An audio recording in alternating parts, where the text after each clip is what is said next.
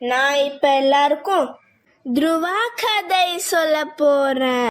ரெடியா இருக்கேலா? பல வருஷத்துக்கு முன்னாடி ஒரு ஊர்ல உத்தமபாதான்ட்டு ஒரு ராஜா இருந்தார்.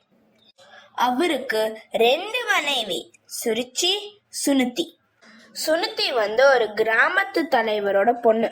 ஆனா சுருச்சி ஒரு பணக்கார ராஜாவோட பொண்ணு. 2 பேருக்கும் ஒரு குழந்தை பிறந்தது. சுருச்சிக்கு உத்தமா, சுனுத்திக்கு துருவா. 2 பேரும் மெதுவா வளர்ந்துன்னு வந்தா. ஒரு நாள் துருவா அரண்மனைக்கு போனான்.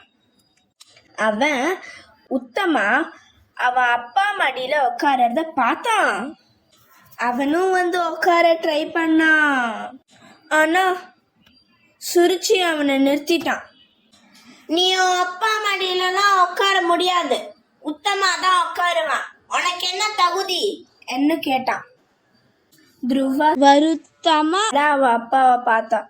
ஆனா அப்பாவும் எதுவுமே சொல்லல, அமைதியா அப்படியே உட்காந்துருந்தான். பாவம் அந்த பிஞ்சு குழந்தை அம்மா கிட்ட அழுதுண்டே போனான். எனக்கு என் அப்பா மடியில உட்கார தகுதி இல்லையா அப்படின்ட்டு அழுதான். பாவம் இல்லையா? துருவ கேட்ட கேள்விக்கு சுனிதிக்கு பதிலே இல்லை. நீங்க என்கிட்ட சொல்லியிருக்கேளே, பகவான் தன் பக்தர்களுக்கு எப்பவுமே உதவி செய்வார்னு. அதனால நான் பகவானை கண்டுபிடிக்க போறேன். கண்டுபிடிச்சு என் அப்பா மடியில எனக்கு இடம் கேட்க போறேன் அப்படின்னு சொல்லிட்டு காட்டுக்கு கிளம்பினான். காட்டுல சிங்கம், புலி, கரடின்னு நிறைய மிருகங்கள் இருக்கும்.